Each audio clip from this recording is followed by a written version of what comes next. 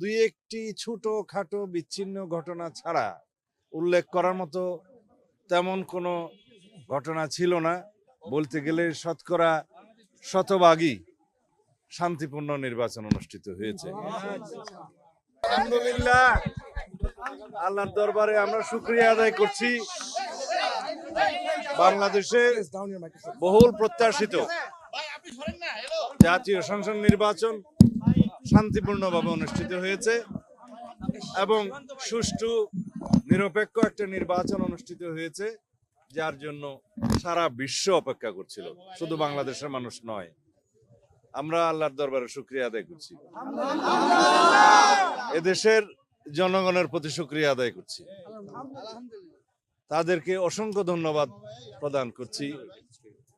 তারা ধৈর্য ধরে এই ত্রয়োদশ জাতীয় সংসদ নির্বাচনে অংশগ্রহণ করেছেন এবং ভোট প্রয়োগের পর ভোট পাহারা দিয়েছেন। দুই একটি ছোটখাটো বিচ্ছিন্ন ঘটনা ছাড়া উল্লেখ করার মতো তেমন কোনো ঘটনা ছিল না।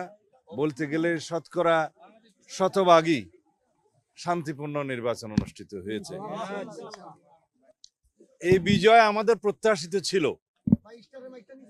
আমরা বাংলাদেশের জনগণের যে স্রোত বিএনপির অভিমুখে দেখেছি, আমাদের নেতা জনাব তারেক রহমান যেখানেই গিয়েছেন, তিনি স্বদেশ প্রত্যাবর্তনের পরে যেই অভ্যর্থনা পেয়েছেন, আমরা তখনই এদেশের মানুষের মন বুঝতে পেরেছি। তারা অপেক্ষা করছে দীর্ঘ 17 বছর পরে গণতান্ত্রিকভাবে একটা নির্বাচনে অংশগ্রহণ করে ভোটাধিকার প্রয়োগ করে এদেশের নতুন যাত্রা শুরু করার জন্য।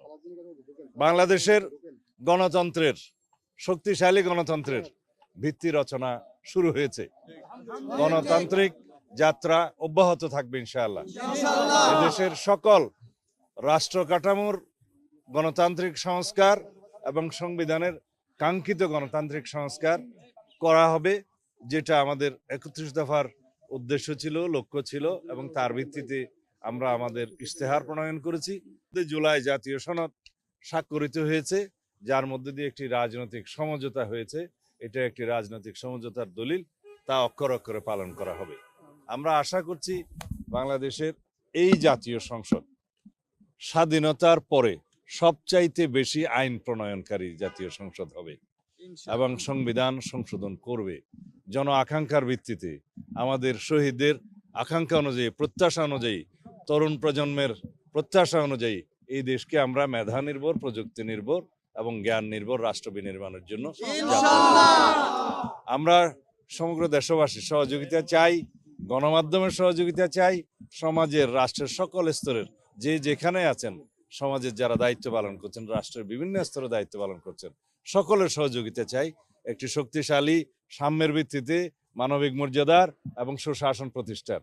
আমরা 3টি জিনিসকে সবচেয়ে বেশি গুরুত্ব দিচ্ছি: আইনের শাসন প্রতিষ্ঠা, দেশের অর্থনৈতিক সমৃদ্ধি এবং দুর্নীতি নির্মূল করা।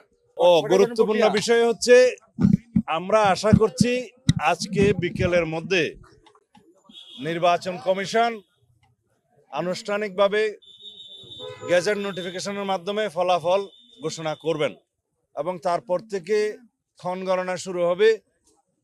সংসদ সদস্যদের শপথ নেয়ার বিষয়টি, সেটা সাংবিধানিকভাবেই হবে ইনশাআল্লাহ। Are you satisfied with the political process, because one of the major parties was out of the contest?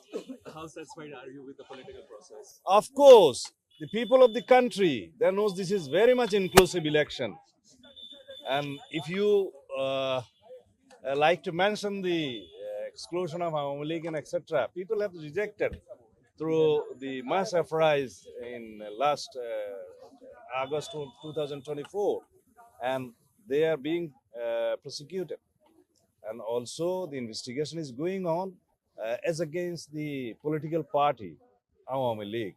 This is on process, under process. I hope the prosecution will file the allegations against the Awami League as party. One last question about extradition of Sheikh Hasina from India. Would you? Oh yes, we always press for her extradition according to law. This is in between Foreign Ministry of Bangladesh and Foreign Ministry of India. We also ask the government of India to please send her back for facing the trial in our country.